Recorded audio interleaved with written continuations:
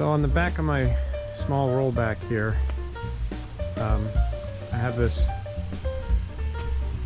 table. It's a cast iron table, and with the crane over there, we used a scale and weighed the table, and it weighs 3,300 pounds plus each of these feet. So there might be, I don't know, maybe another 250, 300 pounds of feet there. And so it's a good, strong, heavy table. Someday when I have a garage, it's gonna go in there. But for now, being on the back of the rollback here, it got rusty where it's not painted, because it's not painted on top. So I started sanding the table, and I was going to put a coat of paint on it today, but I think I'd be missing a step if I were to just sand it and paint it, because the surface isn't perfectly smooth, where it leaves some rust behind. So what I'm going to do is treat it with phosphoric acid, and then probably back this roll back into the shop. I'll let that dry, sand it again, and then paint it. But yeah, it's a neat table. It's I think it's 13 feet long and really heavy. I don't know anything about this company. El Chambon, I guess. What they made for machinery, because the guy I got the table from, he said there was some type of printing press, and it was just mounted on this table. But when he got it, all that printing press stuff was gone, and they were just using it as a table. But anyway, it's a really neat looking industrial type of piece, and I'm not going to paint the whole thing, but I am going to paint the top where it's bare. Now let me get up there and show you what it looks like.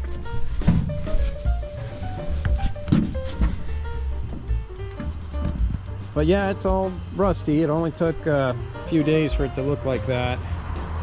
And so I started sanding over here, and it comes off pretty easy with 120 grit.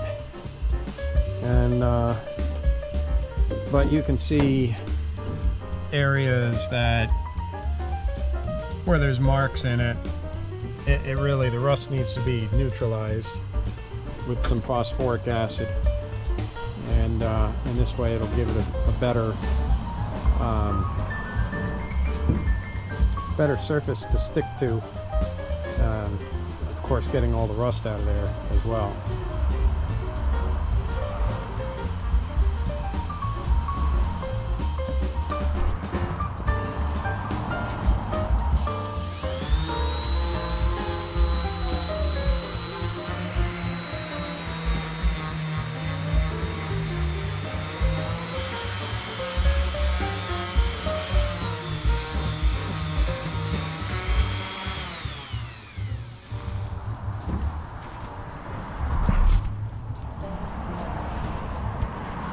So sandblasting would make it a lot easier, but that is not something I'm going to be doing anytime soon. Maybe someday in the life of the table, or well, this table will last forever. But someday in my life, maybe I'll sandblast it. But for now, this is what we're going to do.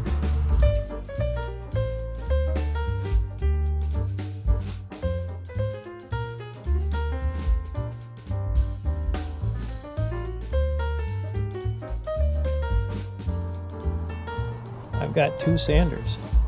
Sometimes with some TLC, you can coerce somebody to help you.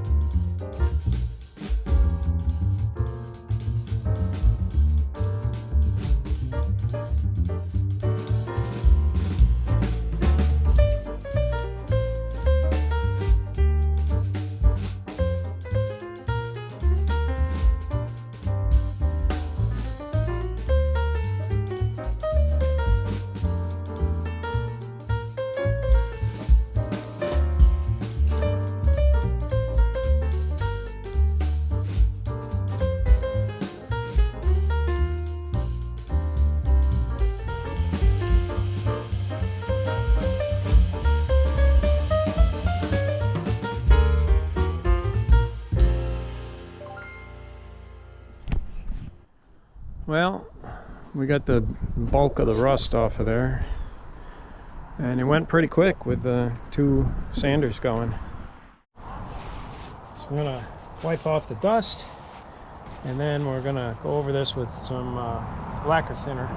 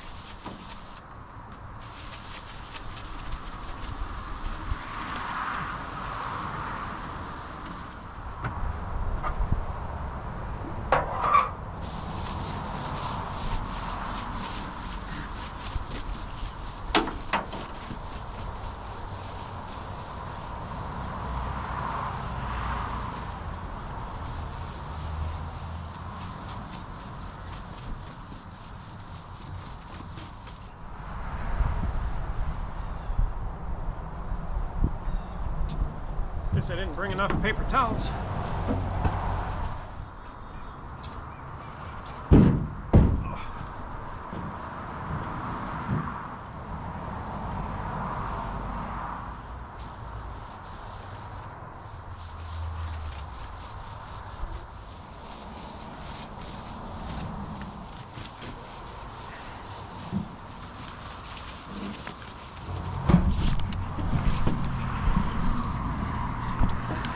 Well, probably going to need to hit it again with lacquer thinner. You can see when it dries up, it still leaves some dust on top.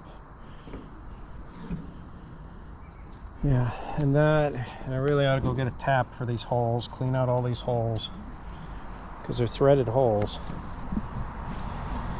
And might as well get the rust out of there. I don't care if the threads get loaded up with paint, but need to get the rust out. So I'll be back. So I'm chasing these threads, and I have a tap that's 3/4 by 10, and this is going to take a while.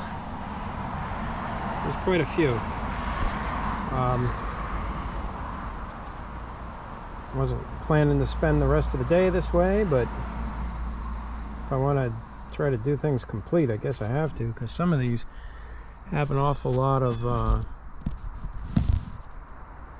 buildup in the hole. So, well, let's see. Let's do this one here, and I brought a speed handle, but the torque gets a little much when there's a lot of rust in the hole like this one.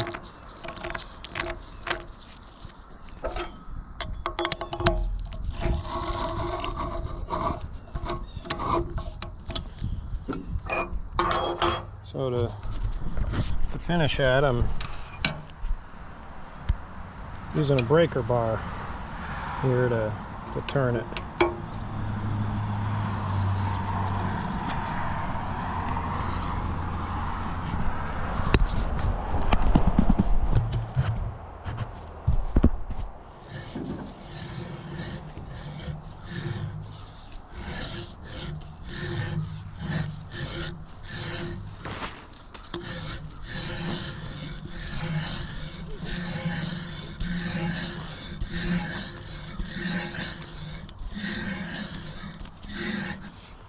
And this hole has a little bit of water in it.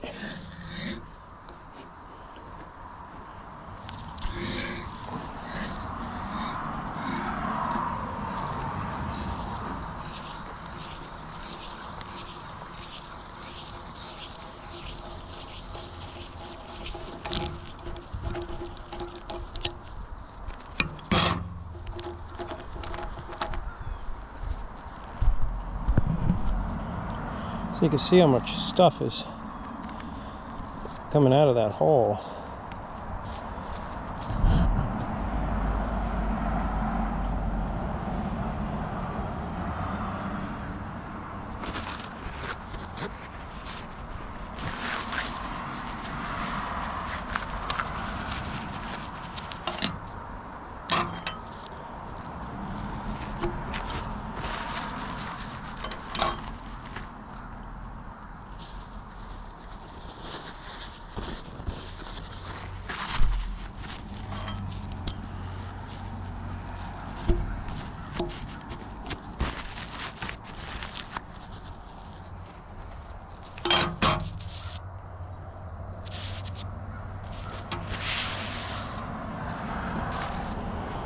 Oh boy, this is gonna take a while.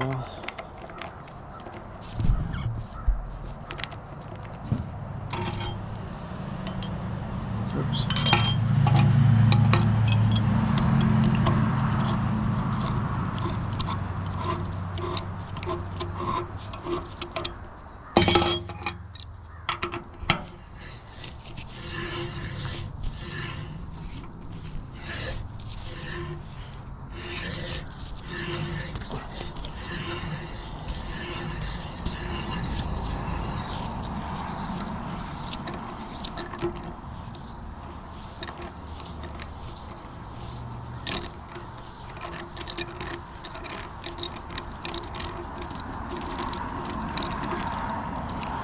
Well, that one didn't go so bad, but it's not a blind hole like these two.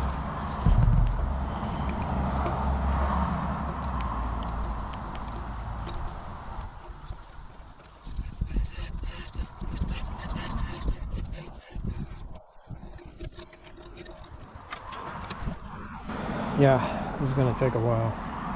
Tapmatic would be nice for this.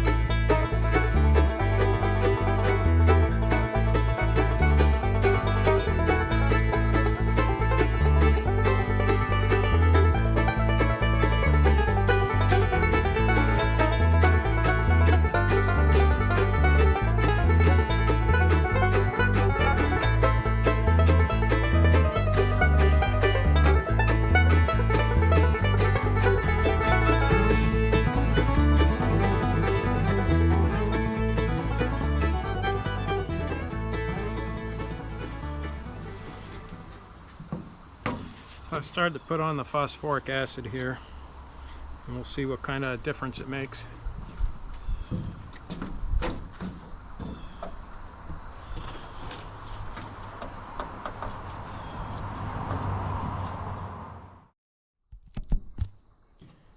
So they say you can brush it or spray it. I'm just kind of swabbing it around with paper towels, and this should work.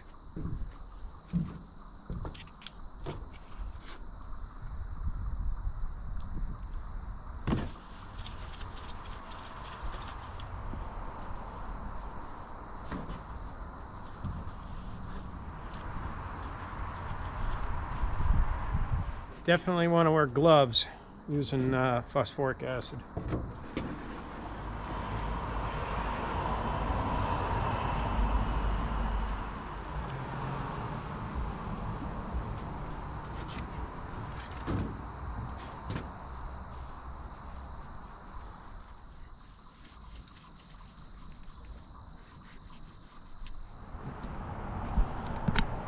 Well,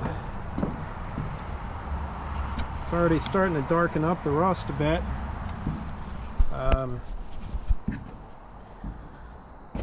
I don't know if I can just sand this. The directions say to wash it with water. I mean, it just seems to me like washing it with water is like defeating the purpose of getting the rust out of it. But we'll see.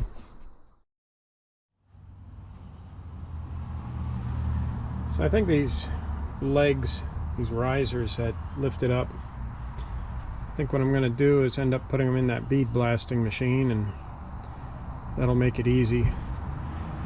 And then someday, I don't know, it's webbed underneath. Probably the thing to do is take it apart and sandblast the whole thing. I don't know if you can see the webbing that well, but yeah, there it is. It's showing up. There's no shelves inside of these cabinets. It's just straight to the floor. But, you know, build up a little block or something to sit on the ground underneath it.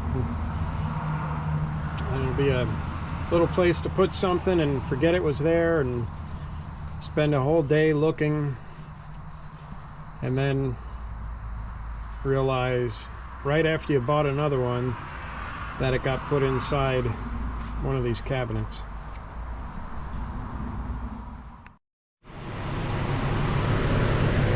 So I'm going to bring that table up to the shop, back it in there overnight so it doesn't get condensation and stuff on it before it gets painted.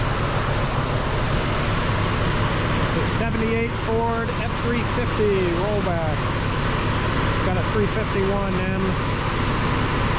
It runs all right. I think it's got a weak cylinder. I don't know if I have any plans with the truck other than just leaving it the way it is. It doesn't really cost me anything to have it.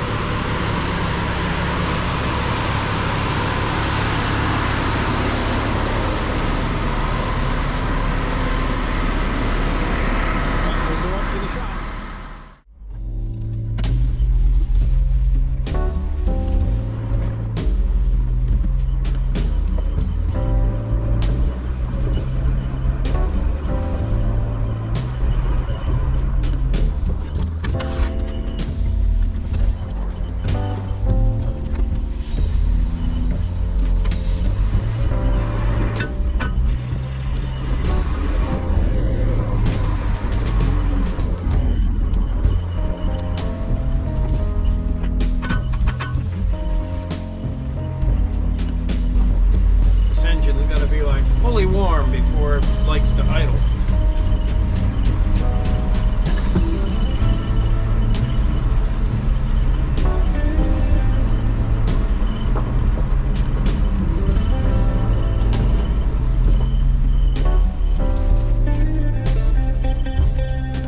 Yeah, see? It still doesn't idle. It's been running for probably more than 5 minutes now.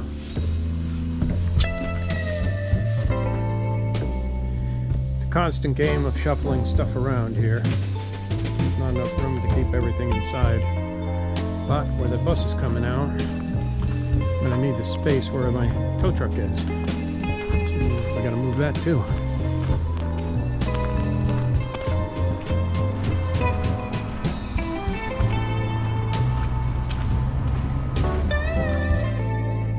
Okay, now this is out of the way. And I still have the lower boom to the Northwest 80D on the back of the truck.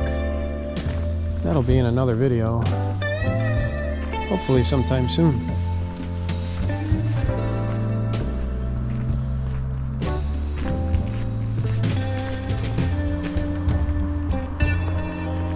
Now that the bus is aired up, not by its engine running, I plug it into an air supply here.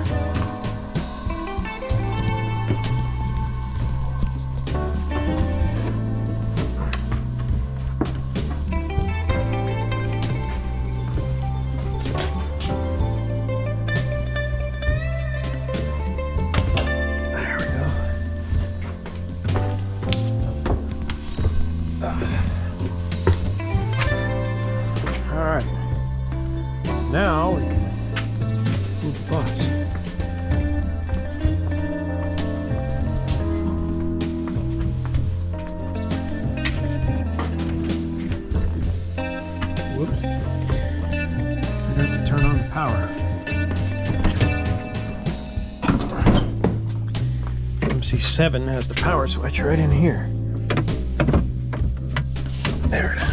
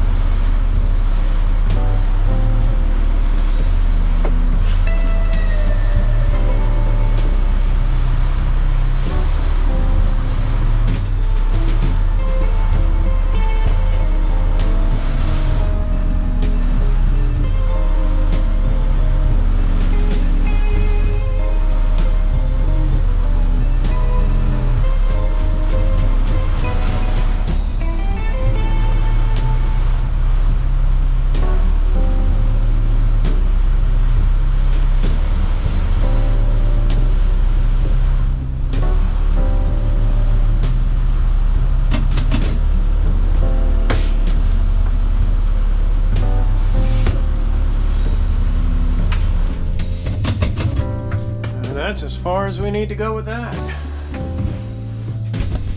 Alright. More truffle shuffle.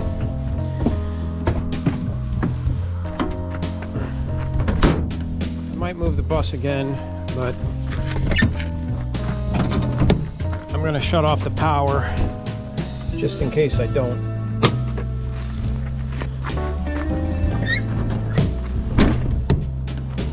Okay. Let's get into the Cold-Hearted Ford and we're gonna back it into the shop here.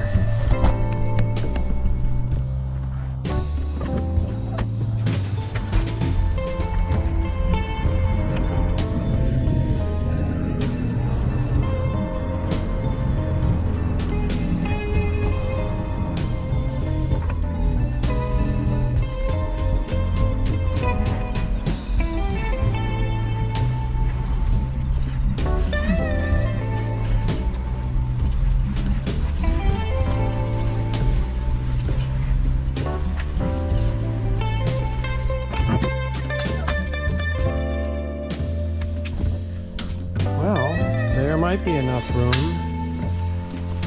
to get a car in here. Put it in front of the truck. There'll be one last thing that gets shuffled around during the week of work.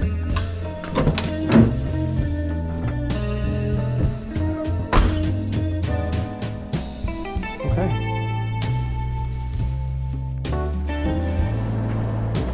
This is my walk back from the shop. Really pretty skies.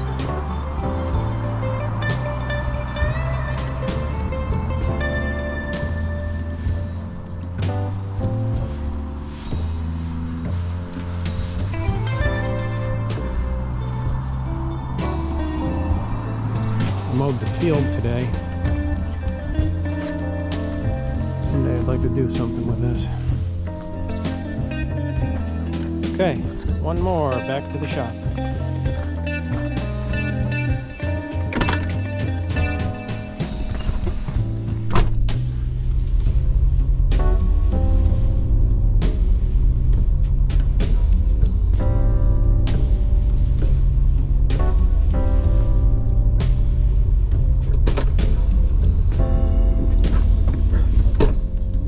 It's tight, but it might fit. It might. If not, I think a Cougar will.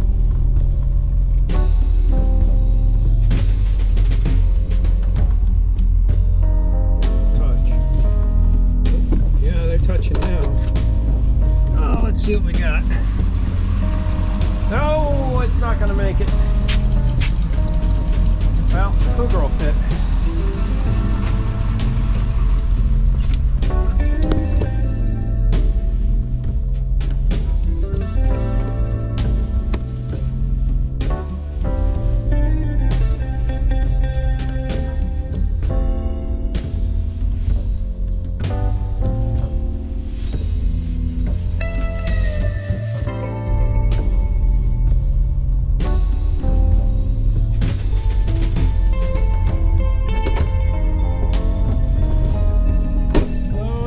Cougar fit.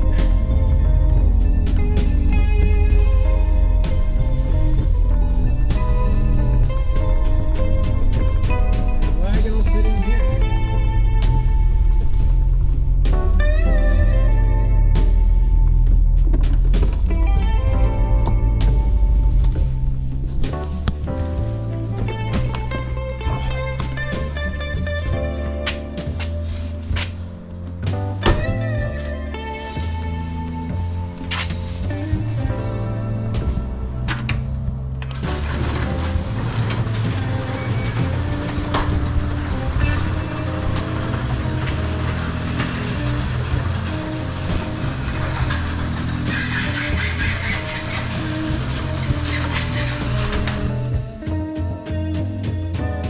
So here's the tabletop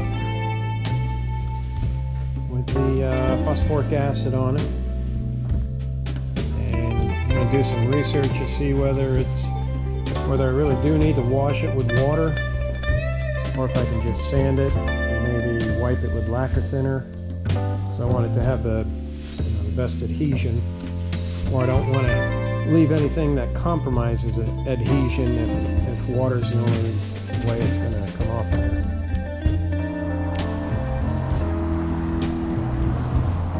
Here we are back at the table, and talking to a friend that does auto body, who uses phosphoric acid, or used to use phosphoric acid a lot.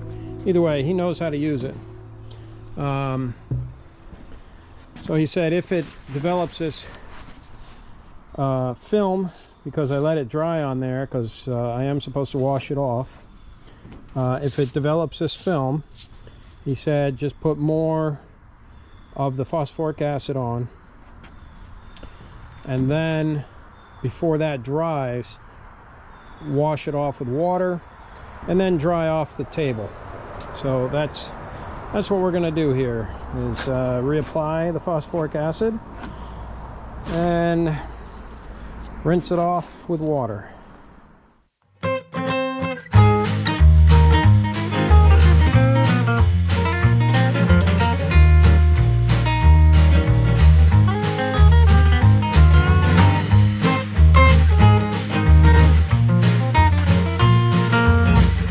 So we got another coat of phosphoric acid on the table, and I'm gonna let that sit there for probably 10 minutes or so, because as my friend said, it will work to soften up that crusty layer from the first coat that was left on there.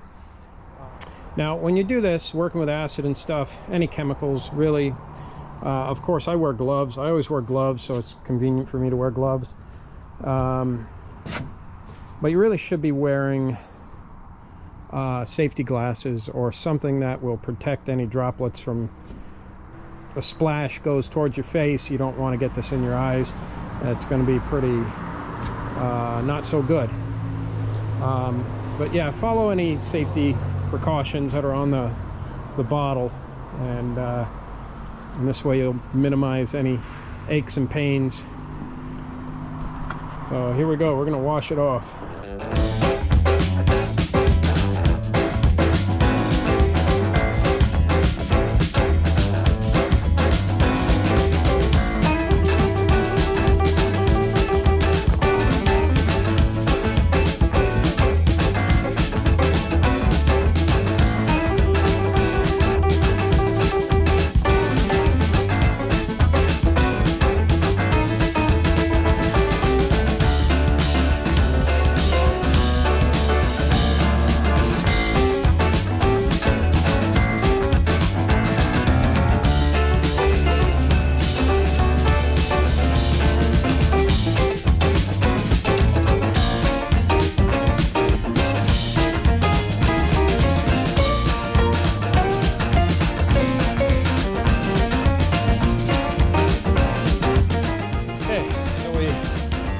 shop here, and it's pretty dried off, but as you can see, it's already starting to flash rust a little bit.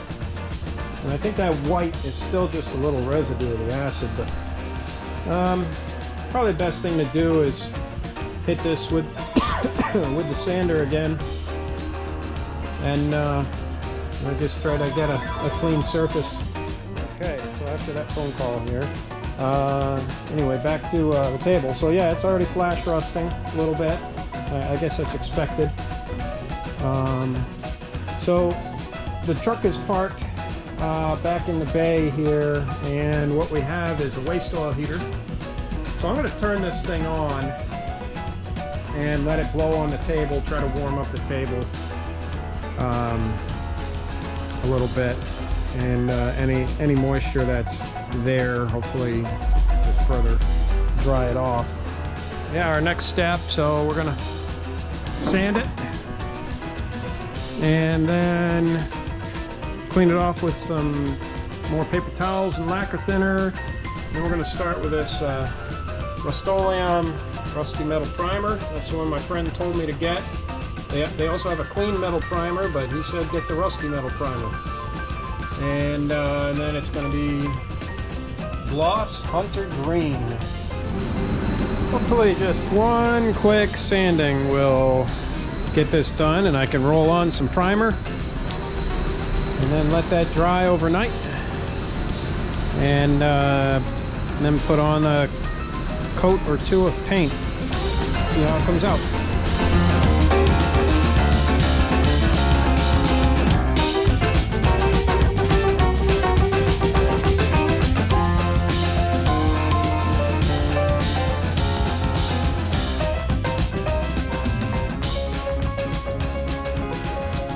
Well, so I just sanded it again, and you can see there's still some of that like dustiness from the acid on the metal. Kind of hard to see with the camera here, but I don't know. The best way, one day before this table goes in its final place, I will take it out and sandblast the whole thing. The columns and the base, top and bottom, and everything, and just get it done complete.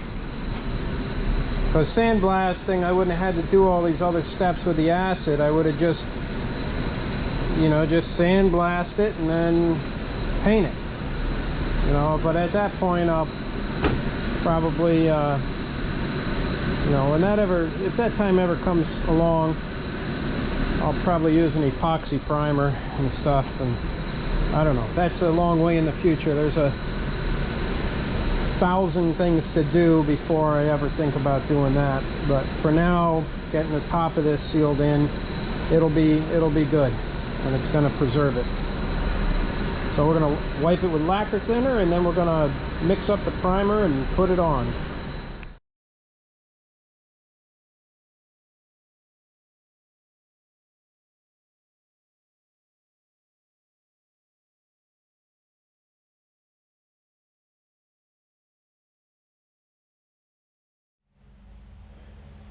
Wow, that came out so dirty. I guess I got to do it twice. Hopefully it'll go a little cleaner this time, but it's getting there.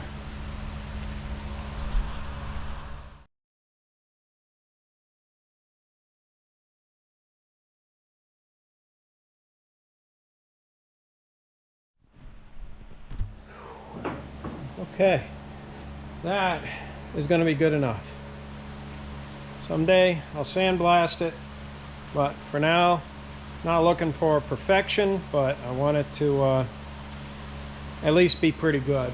And I think this is going to be pretty good. I mean, I could probably wipe this a third time or a fourth time or maybe more and still not have clean paper towels coming up. So, you know, we're gonna we're not going to spend 90% of the time getting that last 10%. So we're going to mix up the primer and start putting that on.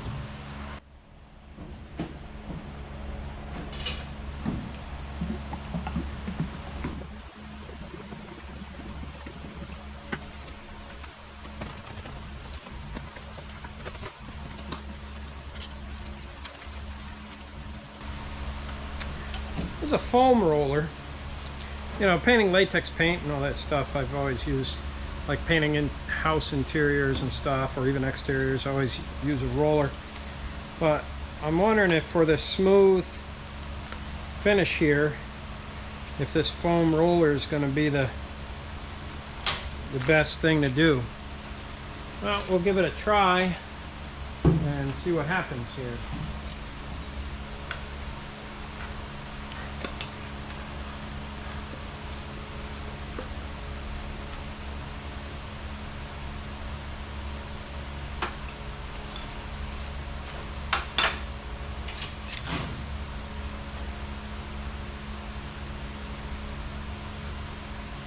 Yep, still needs some more mixing.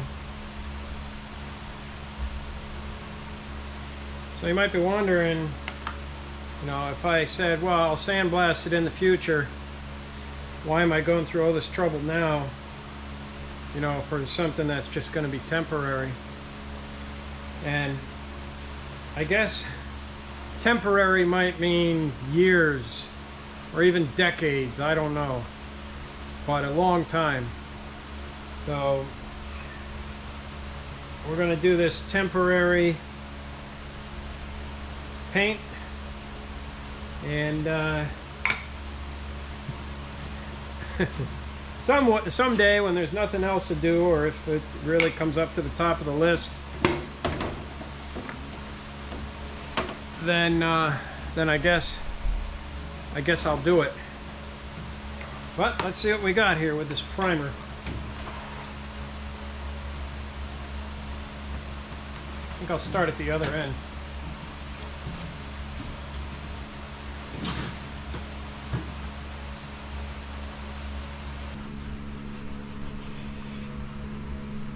Gotta get the corner and at least work it in the tops of these holes here. Well, I guess this foam roller is probably a pretty good applicator for this smooth surface. I'm gonna get my lanyard in the paint here.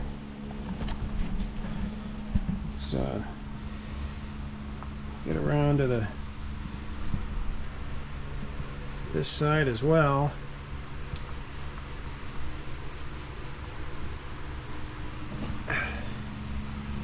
Yeah, looks like it levels out pretty good. Maybe this is boring to watch, but you know, I'm not going to make you watch it dry, so it's not like you have to watch paint dry or anything, you know, just a little bit of application here. And maybe this is something you want to do on a table or some other cast iron piece that you have, you know, a little, sometimes watching, you know, at least for me, sometimes watching other people do these things gets me motivated to work on some of these projects I have that are similar. It's like, oh yeah, you know what? I need to do that. I could do that. You know what? Maybe I should do that. Look, he's doing that. I can do that too. However it ends up. Actually, that's looking pretty good. I like this. Heck, I actually like the brown, to tell you the truth. You know, one of my favorite colors is brown. And, you know, brown consists of all secondary colors, which also means it consists of all the primary colors. When you mix all the colors together, we get brown. Brown is nice. Brown is especially nice on a 78 Ford pickup truck with two-tone. light brown, dark brown, or brown with tan. Love that. Love the two-tone Fords. This is a 78, this truck here, but it's a shabby mess. You know, it's not anything special. Sometimes I think about getting rid of it, but it doesn't cost me anything to keep it. And we do use it like for something like this. I don't travel around with it. It's really, I would say the GVW is not really good on this truck for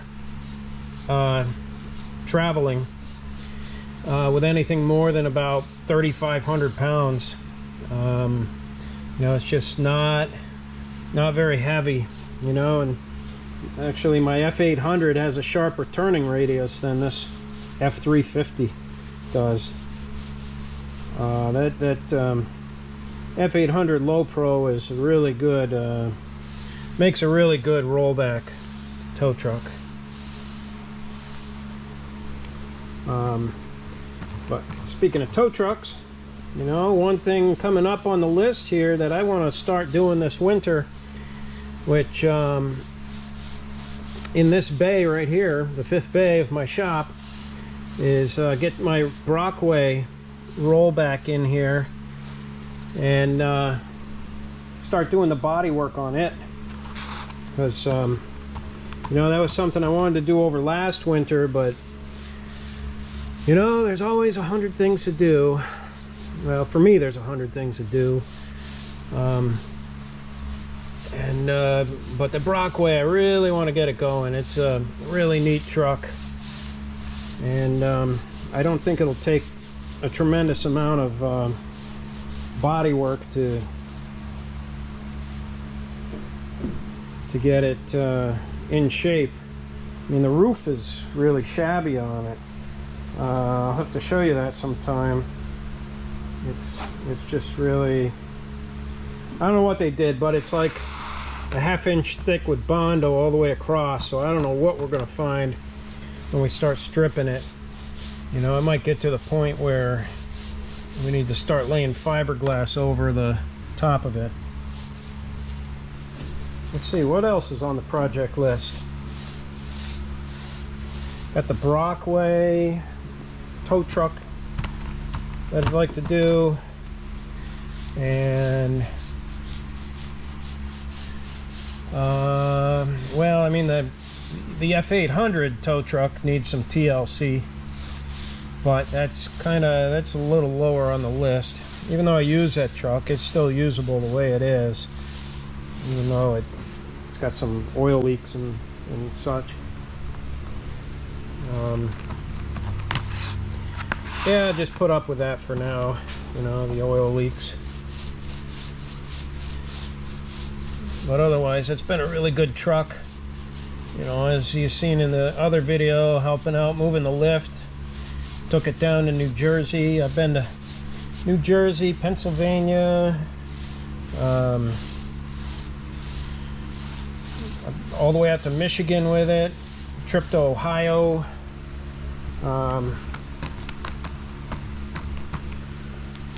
Let's see, I don't know how far south I've been. I've been down into Pennsylvania, like Carlisle area, Pennsylvania. When I wanted to take, for 2017, I took 3 Cougars down to Carlisle, Pennsylvania, and we had one on the back of the rollback, and then the rollback towed a trailer with another Cougar on it, and then my wife drove the 3rd Cougar.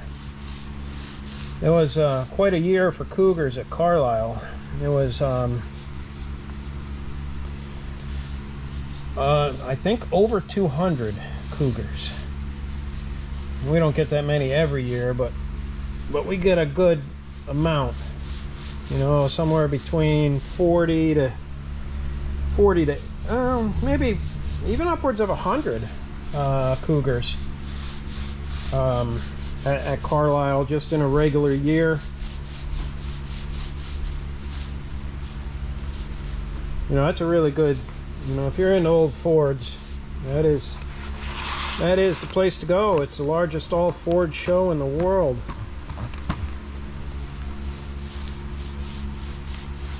I love Carlisle. Well, what else is on the project list here?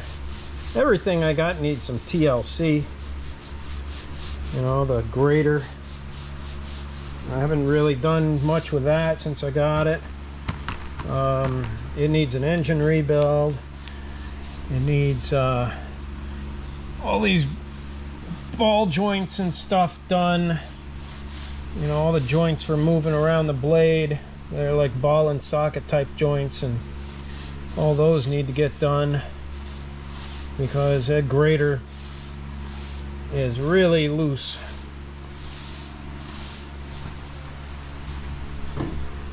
But yeah, since getting a grader, you know, I've watched a lot of videos on maintaining gravel roads and all that, and there's a lot of good videos out there of people demonstrating the graders and everything they can do, and really enjoyable to watch for me anyway. I guess if you have an interest in something, you know, I've got a dirt parking lot, and so I said, boy, I need a grader. It actually didn't start out as needing a grader. It started out as I need something a little better than my box blade on the back of the tractor. There's hydraulic remotes on the Oliver tractor, and I said, well, let me get some type of blade that would work better, and than just dragging around the box blade and having things come out, you know, kind of mediocre. Somehow graders came up, and I saw a grader for about what the cost of an attachment was for the tractor. So I said, well, you know, the grader looks cool. So I think it's a lot cooler than an attachment. And besides, attachments, especially 3-point attachments, I'd almost rather buy another tractor than deal with changing 3-point attachments on a regular basis. You know, it's not like I'm buying a new tractor, but when you buy tractors cheap, and for me, I'm so pressed for time with everything I do that there's never enough hours in the day, so it's just in a way easier to get another tractor. But that's as long as the tractor runs. You know, if it's a non-running tractor and I gotta stop everything else I'm doing to work on it, well, it wasn't really worth well, can't say it wasn't worth it, but it doesn't save me any time to get another tractor versus changing around a implement. And all right, so grader, Brockway, what else we got? P&H. I gotta fix some of the lights on the P&H excavator. They're you know, after going down into a ditch to try and clear out some of the trees across the street from my house, and I did that because what I was noticing is I'd sit out on my front porch and I'd watch some of the traffic go by, and what I'd see is people making a left onto this side street, but people coming up the side street, well, let me put it this way, people coming up the side street, it's a little steep hill there, and people making a left, they were cutting that corner, and there were a bunch of close calls there, and it wouldn't have been a severe accident, but you know, it would have been a fender bender, and really nobody has time for a fender bender. It wouldn't have been a horrific accident or anything, but you know, it's a big damper on the day and whatever else, going to a body shop to get things fixed, and dealing with insurance and all that, you know. So I said, well, let me take the excavator and try to clear out that area so people can see as they're coming around the corner and it stayed clear for a long time, but it needs to get done again. So I don't know if I'll how soon I'll do it, but at some point I will. And maybe I'll, yeah, if I'm using the P&H, I know a couple people that really like the P&H, so they like watching videos of the P&H, and so of course I'll take some video of doing that. Okay, so Brockway, grater, P&H. I don't know, what are the other things? I mean, I've got other things. Oh, more bus projects to do. But what would I don't know, anybody have any requests on what to, what they would like to see me work on? Because I mean, everything I got needs work, so it's like, having a stack of records, which one should we play? Well, which one should we fix? Usually what it comes down to is not the one I want to fix, but the one I need to fix because I need to use it at the time. Like my Grove crane, that thing sat there for a few years, and then all of a sudden I had to put some time into it because I needed it to start doing the slate roof on the house. So then the Grove got attention, and well, after using it for a while, it still needs more attention. Yeah, some of the cylinders are leaky, and I can only imagine those cylinders are really big. And so it's like I'm gonna need another crane to fix this crane. Funny how things work that way. If you're on any of the forums that I'm on, you might already know there's another crane in the works. And it's an older crane than the Grove that I have, and the Grove is a hydraulic truck crane, and this other one is not hydraulic. It's a friction crane with a lattice boom, and it's a pretty color orange too, called Pekin orange, which that can only mean one thing, that it's a Northwest. And so that's in the works. We'll see that, see a little bit of that coming up here pretty soon. It's a little bit bigger than the Grove. The Grove is 15-ton capacity, and Northwest is I think a 40-ton. I don't know if it'll do 50, but I know it's a 40-ton at least. At least. Maybe at most as well, but at least it's a 40-ton. Not that I have plans to lift anything that's 40 tons, but maybe I will have plans to lift something that's pushing 40 tons. Never know. You only live once. Money, while money's good and all, and it's got a nice intricate design on it. I'll tell you, I'd much rather have this useful stuff, because money is it's all right. I guess it's useful. It's a tool. It's either a tool or it's a vehicle to get the things I want. If I was just working for money, I probably wouldn't work so much. But since money buys me some of the things I like, well, we'll have to get some money, and this way we could get the things that we like. Alright, this is almost done. How many of you had stayed with me through this whole thing, listening to the jibber jabber about the projects and stuff? I guess I need to do more machining videos as well.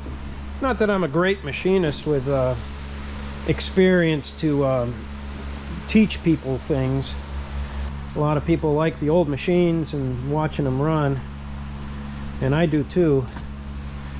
I love the old machines. Now hopefully this primer is just a one coat thing. I think that's it.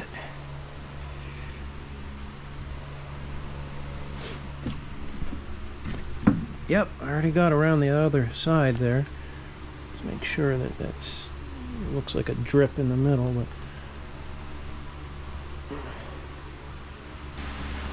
okay. Wow. All right. Oh, I wonder how well this paint's gonna hold up. Should I mean, Rust-Oleum's pretty good stuff. You know, it's not auto body paint, but for stuff like this, it's I think it's gonna work pretty good. It's gonna be a lot better than bare metal. Funny, we went from rust color to metal back to like a rusty brown look, but at least it's a solid coat. And then tomorrow we'll paint this thing after this dries overnight. Yeah, so I guess that's it. All right, see ya. Well, I'll see you tomorrow, but you'll see me in a few seconds.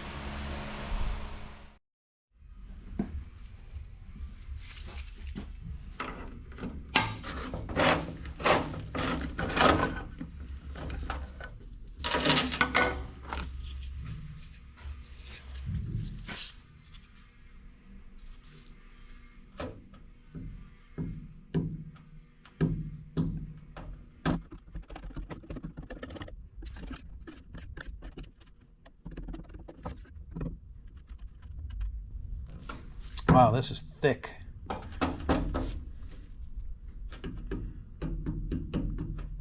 Thick stuff.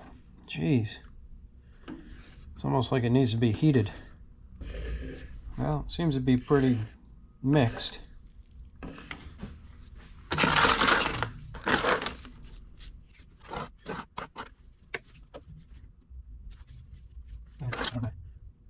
That should be plenty.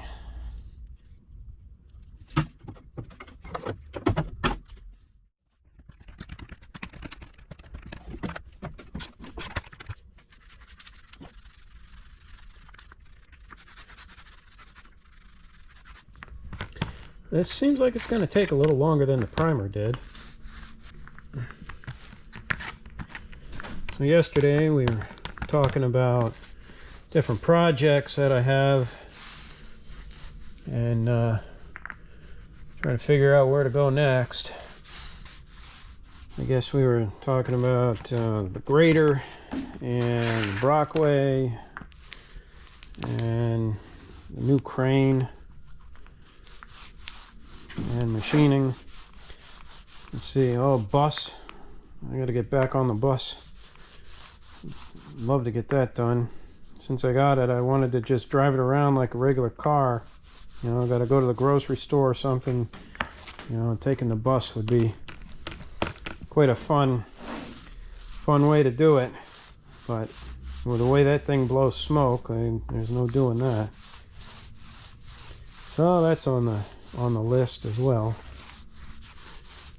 I don't know if this green is quite dark enough. Maybe it is. Maybe a forest green would have been nicer. Don't get me wrong, I like John Deere almost as much as the next guy, but their green has a little bit too much yellow in it for me. You know, another thing I need to do is start posting more transmission videos. Do that every day on a daily basis. It's kind of just humdrum, run-of-the-mill for me, but some of my friends really like the transmission stuff. Just as much as we got to get stuff done, it's hard to stop and take the time to film stuff when you gotta have a production of X amount of work that's got to get done, especially when we're multiple weeks behind. Oh, I can't believe it, but thick and sticky this stuff is. Ugh. Well, I hope it dries. Wouldn't that be a shame if the stuff didn't dry, you know?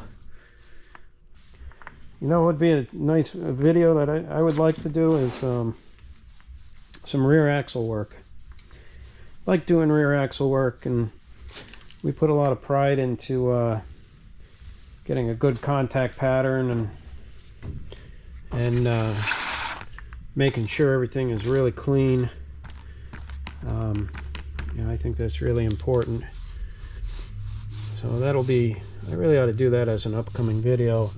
Matter of fact, we got a Ford 9-inch outside, and you know what? I think Ford 9-inch in a 65 Galaxy that customer dropped off. And you know what? That's going to make a good video. We're going to video that one because Ford 9-inch is real popular, so people might like to watch it.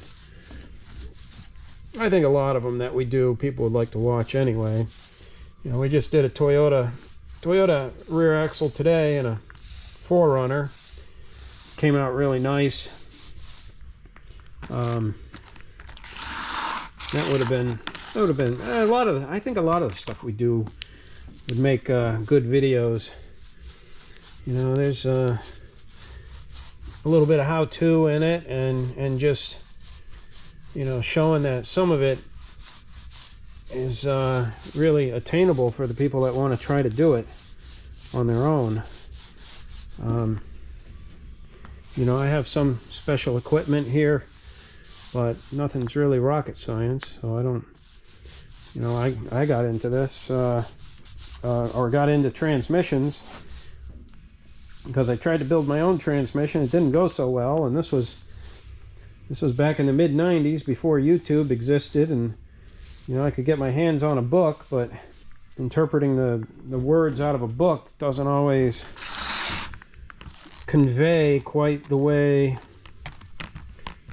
people might mean it to. But watching a video, you can, you know, I think get a better grasp on what somebody's trying to say about whatever it is they're talking about. And so I don't know, maybe if they had YouTube back then, I would have a different career path than I do. Maybe if I never tried to build my own transmission, I'd have a different career path. But this is good. It's been good, you know, and I think having a transmission shop has helped out the community where I live and work, because they didn't have a transmission shop here for about 9 years before I opened up. I opened up in 2006, and the last guy, he closed down in 97. So this area had to go pretty far. This area had to go out of the area to have transmission work done. So so things worked out, because I guess I filled a void in the area. It's been keeping me busy ever since. Got a lot of vehicles outside that need to get done, and people are waiting. It's too bad. It's tough, real tough to hire anybody. You know, I could use one more person here, but you know, just not even somebody that's got to be like Superman with transmissions. Just somebody that comes in and works and is willing to do things the best possible way. Every business seems to have this same problem of not being able to find anybody, and I don't really understand why. Doesn't matter whether you're cutting grass or operating a cash register or doing something technical, but especially auto mechanics. Wow, I mean, it just seems like there's not too many people coming into this field. I think the whole car enthusiasm thing, you know, I think a lot of mechanics came from being car enthusiasts, and we don't seem to have car enthusiasts like there used to be car enthusiasts back when people could, you know, a kid gets a car, guy gets a car when he's 16, or even earlier, but let's say he gets a car when he's 16, he starts working on it, and you know, he wants to do things to it, personalize it, and is interested in doing that type of stuff. Finds out that, you know what, he's learning about it, he's understanding it, he can accomplish some of the different things he wants to do on this car he has, and says, well, hey, you know what, I need to go find a job. And so he finds a job working on cars, and he's got this enthusiasm and about doing it and learning about it, and we just don't seem to have that starting point. Seems like so many cars now, I mean, unless you spend some tremendous money on you know, something really special, one of those Hellcat or something like that, or one of those really expensive Camaros. But then, you know, you really can't, I don't think you can, or at least the beginner can't get in there and tinker with it. Things are so sophisticated. You know, I think for most people, car's just an appliance, a transportation appliance to get around. And so we don't have that car culture enthusiasm. It seemed like when back in the day, people would get a car because they wanted to go out and they wanted to do things. Now people don't really seem to do that quite as much. They want to stay in and do things. They want to turn on the computer and do things. You know, they want to look at their phone and do things, but not really do things. I don't know, I spend a lot of time looking at my phone, and obviously, you know, this YouTube channel, I didn't get into doing this unless I had some level of going online and communicating on there and talking on these forums and stuff. I'll probably never be able to hire anybody. I don't know. Is that giving up hope? You know, I have the guy that's with me. He's in his mid-50s now. You know, and he's an excellent worker. You know, he jumps from one thing to the next thing. Doesn't complain. He just works, and he's you know, he does a good job. So I'm lucky. And then again, he grew up in car culture. You know, he had a Barracuda when he was younger, and Ram Charger, and, well, yeah, he's a Chrysler guy. You know, he had that stuff, tinkers with it. He's still got a Roadrunner, 71 Roadrunner, that's sitting, waiting for him to give it some attention. But he grew up in car culture, and he's willing to get his hands dirty. And I think that might be another thing. The other problem with auto repair that I seem to notice is when you get out of, if you go to tech school for auto repair, you get out, you don't make that much more money than somebody who didn't go to tech school and is willing to do the work. Doesn't pay that great. I suppose you can go to work for UPS or the post office or something and have a better, you know, probably a better salary and a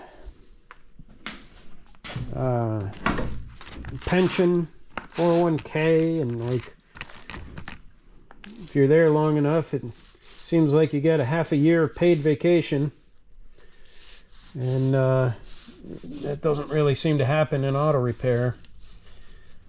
I guess because what we're doing is we're serving people that need to get their car fixed. Anyway, I guess that's not really a gripe, it's just kind of my report on my view of the current status of this industry. It's okay, it's not bad. If you're willing to do the work, keep training and learning new things, it's not really a bad thing to do. It's certainly a needed thing, necessary thing, until they force us all into some type of public transportation. Otherwise, let's see, what other projects? So put that on the list to do a rear axle. You know, what else can we do for video? I didn't get that great a review on my RTT. Actually, some people like it, but some people didn't like it. But I like RTT.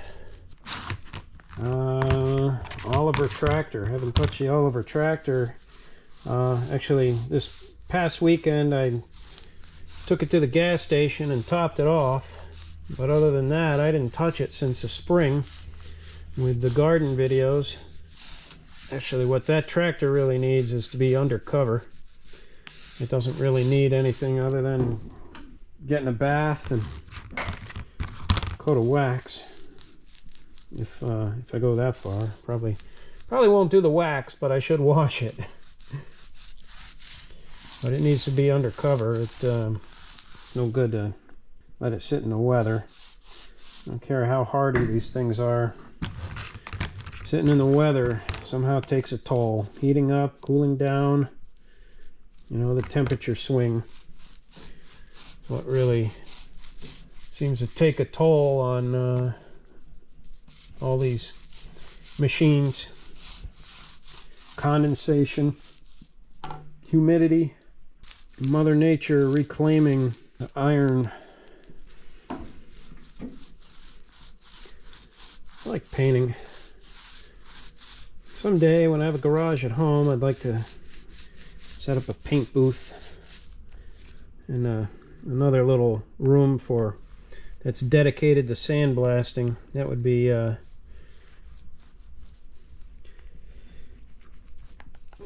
quite a thing. Sandblast it, move it over to the paint booth, paint it, prime it, paint it, and done. Boy, things could get knocked out in short order if I had that set up. Right now, if I want to sandblast something big, I got to bring it outside, lay down a tarp, and then do it out there, and then keep cleaning up the tarp and dumping it back in the hopper. This is laying out pretty good. But it's certainly going to take 2 coats. Kind of thinking I ought to do something to get inside these bolt holes a little better, because some of them are still bare metal. Either that or just fill them with plugs. Call up Fastenal or something and order a whole bunch of these 3/4 inch plugs, which I wonder if these are 3/4 or if there's something that's close to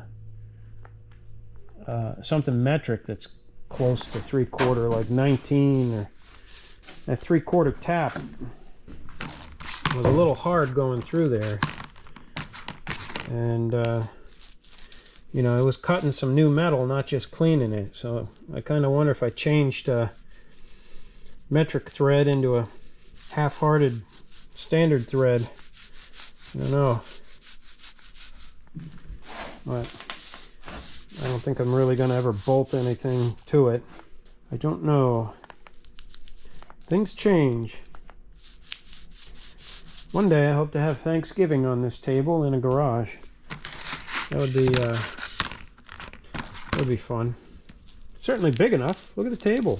I mean, 13 feet long. Could fit a lot of people around it. And it can hold a lot of food. 3,300 pound table. Makes you wonder how much food it could actually hold. One heck of a turkey. A lot of cranberry sauce. Oh boy. I'm glad this goes quick, because it does go pretty quick. I don't have any much useful things to talk about tonight,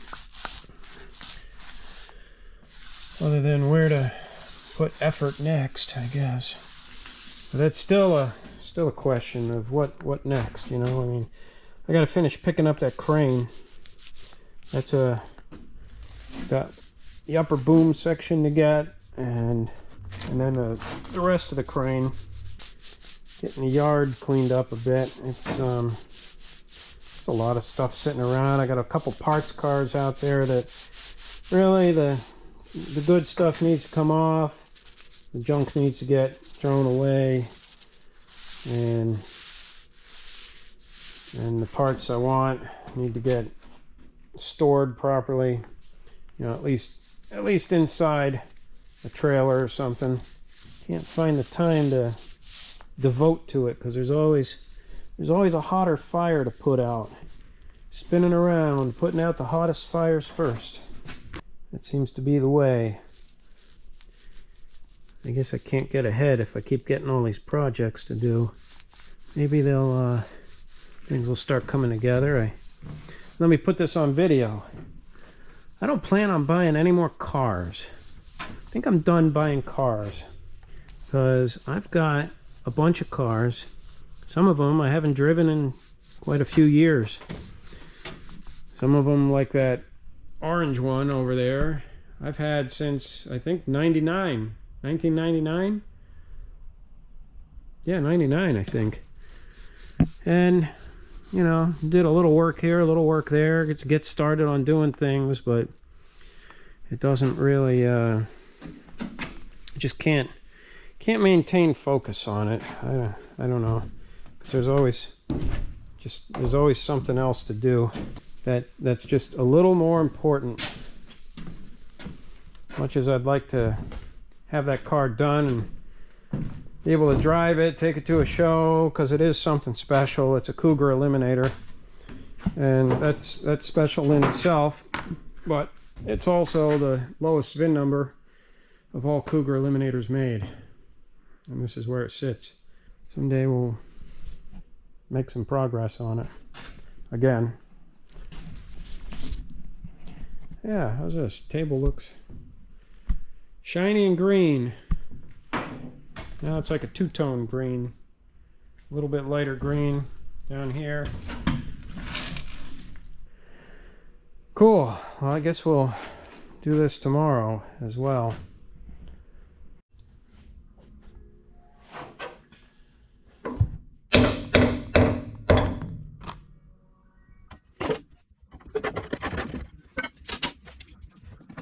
Here we go again.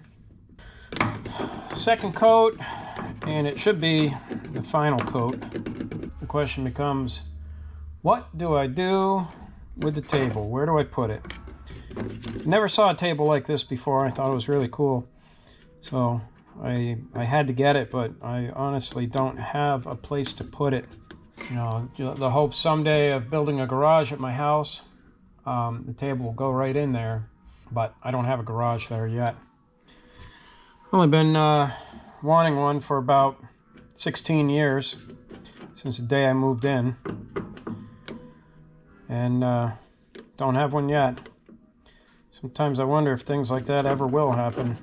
Sometimes I don't know whether to keep working towards something or just give up. I don't know, there's a turning point in life. I can say I'm not there. I'm certainly a lot closer than I was 16 years ago. But we'll see what happens. Enough talking. I'm going to put this one in high speed for you.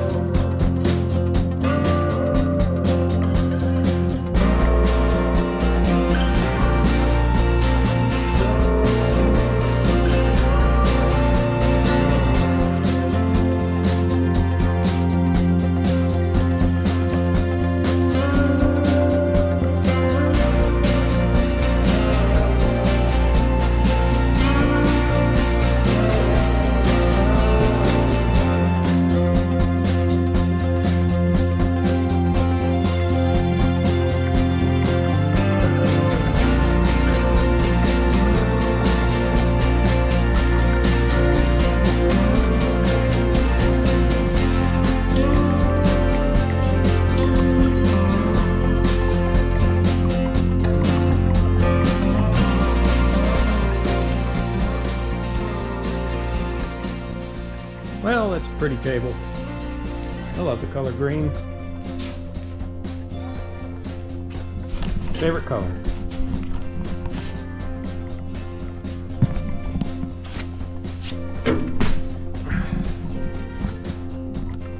Kind of a nice contrast between the dark green on top and the lighter green down here. But one less thing to do. So anyway, well, I'll see you on the next project. Thanks for watching. See you soon.